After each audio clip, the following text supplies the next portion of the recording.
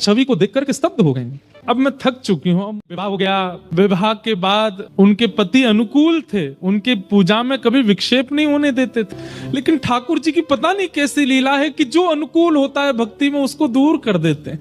और एक दिन आगरा के युद्ध में उनको इतने बाण लगे कि वे मरणासन अवस्था में आ गए। भोजराज मीरा के प्रति गुरु का भाव रखते हैं। भोजराज कहते हैं, मैंने आपका स्पर्श कन्यादान के समय किया था, आपके हस्त कमल का, परंतु अब मुझे लगता है मेरा अंत समीप है, उससे पूर्व मैं एक बार आपका स्पर्श करना चाहता हूं। मीराबाई कुछ नहीं बोली। भोजराज कहते हैं, मैं एक बार केवल आपके श्री चरणों का स्पर्श करना चाहता हूं। ठाकुर जी के पास गई, अपने गिरधर गोपाल की प्रसादी माला लेकर के आई और भोजराज के गले में पहनाई और अपना हस्त कमल उनके शीश पर फेरती हैं मीरा। श्रृंगार के रूप में मीराबाई को देखते देखते देखते मानो जैसे उनके पति को साक्षात युगल ही एक रूप में हो ऐसा दिखने लगा। उनके पति अपने प्राण त्याग देते। तो पूरे मेवाड़ में एक भी व्यक्ति मीराबाई के पक्ष का नहीं। खूब यातनाएं देते हैं, प्रताड़ना करते हैं, उपहास करते हैं, पर मीराबाई को इससे कोई फर्क नहीं पड़ता। एक बार जब वैद्य को विष बना करके देना पड़ा और मीराबाई चरणामृत समझ के पी गई, कुछ हुआ नहीं, तब उसी वैद्य को 2 बूंद पिला दी गई राणा के द्वारा, मर गया वो वैद्य। तब मीराबाई के चित्त को क्षोभ हुआ कि मुझ तक पीड़ा रहे मैं सह लूं, पर मेरे अलावा किसी और को मिले ये मैं सहन नहीं कर सकती।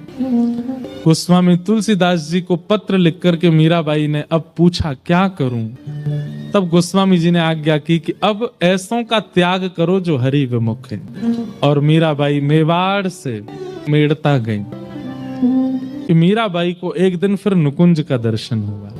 रात्रि में नित्य ही उनको अनुभव तो होते थे, कभी सुगंधी का अनुभव होता था, कभी नूपुरों की ध्वनि का अनुभव होता था, कभी वंशीनाद का अनुभव होता था। एक दिन कुछ अनुभव हुआ मानो किसी ने पुकारा हो। तभी निधिवन राज में प्रवेश कर गए और वहां अनेक सखियां सहचरियां हैं और मीराबाई सबको देखे, इतनी सुंदर हैं सब, और सब मीराबाई को देख के गए, अरे माधवी तू आ गई। अपना नाम माधवी सुनकर के मीरा थोड़ी चकित होती है, ये सब मुझे माधवी क्यों बोल रहे हैं, और ये ऐसी अद्भुत कुंज, ये ऐसे अद्भुत साज, ये ऐसे अद्भुत पुष्प, ये पहले तो मैंने कभी देखे नहीं, कि सब मुझे माधवी क्यों कहते हैं। तभी एक द्वार खुला और उस द्वार के भीतर से पीतांबरी पहने श्याम सुंदर नीलांबर धारण की हुई हमारी किशोरी जी, दोनों युगल सरकार का जैसे ही आगमन हुआ, पूरी सभा सुगंधित हो गई, सब नतमस्तक हो गए, जय जयकार करने लगे, पुष्प वृष्टि करने लगे। और मीराबाई उस छवि को देख करके स्तब्ध हो गई। स्तब्ध सी खड़ी है मीरा, और ठाकुर जी मीरा को जैसे ही देखते हैं, प्रथम दृष्टि मिली है मीरा से, और ठाकुर जी किशोरी को कहते हैं, देखो किशोरी जी माधवी खड़ी है।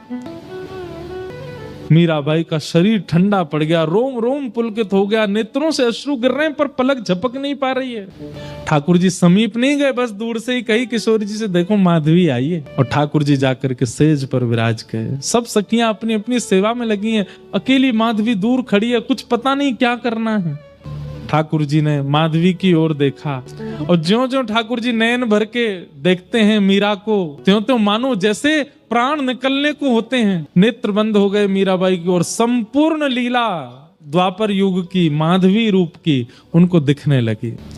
एक गोप कन्या माधवी जिसका ब्याह श्री दामा से हुआ, ठाकुर जी मुख देखने के लिए आए, सब लीला देख रही है वहीं बैठ करके निकुंज में। और आज मीराबाई को स्पष्ट हुआ कि ये इतना प्रेम जो मेरे चित्त में संदिग्ध था, इसका कारण क्या है। और यहां तक की लीला, जब तक ठाकुर जी ने गिरिराज जी धारण किए तब तक की लीला, संपूर्ण दर्शन जब माधवी को हुआ, नेत्र खुले तो आंखें लाल हैं, नेत्रों से अश्रु गिर रहे हैं। अब मिल गए हो आप, अब आप मुझे दूर मत कीजिएगा। ठाकुर जी कहते हैं, अभी बहुतों का कल्याण आपसे होना है, इसलिए आपको वापस जाना होगा। मीराबाई खूब रोई, खूब मना किया, पर ठाकुर जी बोले, अभी आपसे बहुतों का कल्याण होना है, आपको जाना पड़ेगा। और निकुंज में जाके सब दर्शन करके मीराबाई वापस आई। यहाँ मेवाड़ में अकाल पड़ गया।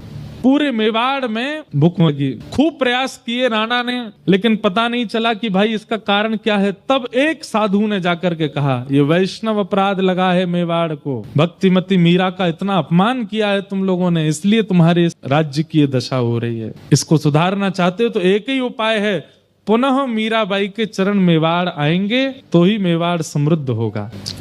ब्राह्मणों को भेज दिया द्वारिका, पता करा कहाँ है मीराबाई, तो द्वारिका में है, तो वहां पर ब्राह्मणों को भेज दिया, बड़े बड़े श्रेष्ठ जनों को भेज दिया, जाओ याचना करके हाथ जोड़ करके जैसे कहेंगी मीराबाई वैसी हम सेवा करेंगे, उनको मेवाड़ ले आओ वापस। मीराबाई स्नान किया, कहाँ से पधारे, तो सब मेवाड़ी भाषा में बात करने लगे। तो मीराबाई समझ गई, मैं क्या सेवा करूं। बोले हम आपको ले जाने आए हैं। बोले कहाँ? बोले मेवाड़। मेवाड़ का नाम सुनते ही नेत्र बंद हो गए, सब घूमने लगा मीराबाई के चित्त में। घबरा गई मीराबाई, नेत्र सजल हो गए, मैं हाथ जोड़ती, अब मैं थक चुकी हूँ, अब मैं हार जाऊंगी, अब ये मत कीजिए। बोले आपको अपनी चिंता है, मेवाड़ की चिंता नहीं है। मीराबाई मानो क्रोध में बोल पड़ी हूँ, हाँ अब मुझे मेरी चिंता है, अब तक नहीं थी पर अब है, अब नहीं जाऊंगी। मैं ठाकुर जी से प्रार्थना कर दूंगी, मैं खूब संतों से निवेदन कर दूंगी, सब मेवाड़ जाएं, पर मैं अब वापस नहीं जाऊंगी। राणा ने कहा था यदि मीराबाई ना माने तो अनशन व्रत पे बैठ जाना, मृत्यु पर्यंत कैसे भी आना पड़े मीरा। ब्राह्मण बोले अगर आप वापस मेवाड़ नहीं जाएंगी तो हम मृत्यु पर्यंत प्राण त्याग देंगे, अनशन व्रत करेंगे, अन्न नहीं खाएंगे। मीराबाई चरणों में गिर गई, मैं आपसे प्रार्थना करती हूँ मेरी स्थिति भी समझिए, मेरी स्थिति मनस्थिति अब वापस जाने की नहीं है, आप मेरी बात भी तो मानिए।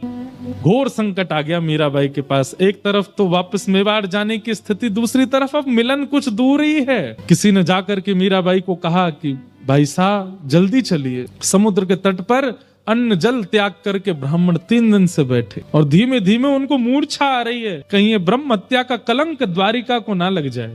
अब तो द्वारिका के लोग याचना करने लगे और मीराबाई को इस दृष्टि से देखने लगे कि ये चली जाए यहाँ से, ये जाएंगी तो हमारी द्वारिका ब्राह्मणों के अंत से बच जाएगी। मीराबाई गई, प्रसाद बना करके लेकर के गई और उन ब्राह्मणों के सन्मुख पधराया। प्रसाद देख करके ब्राह्मण प्रसन्न हो गए, बोले अच्छा आप राजी हो गई चलने को, इसीलिए प्रसाद लाई हूं।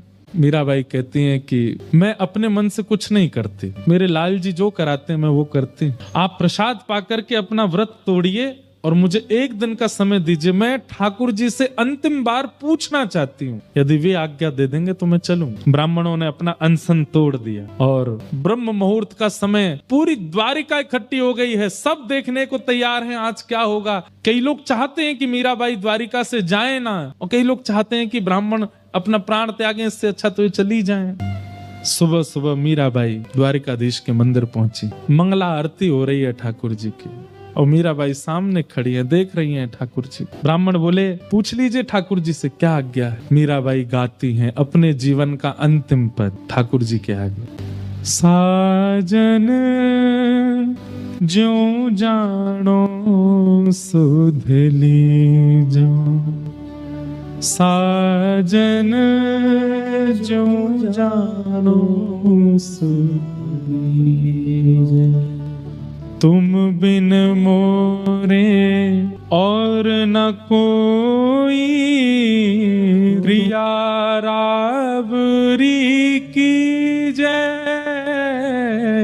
साजन, मीराबाई या तो अपने पद में सांवरिया शब्द कहती है या तो अलग अलग नामों से पुकारती है, पर आज द्वारिकाधीश को साजन कह रही है। साजन माने पति।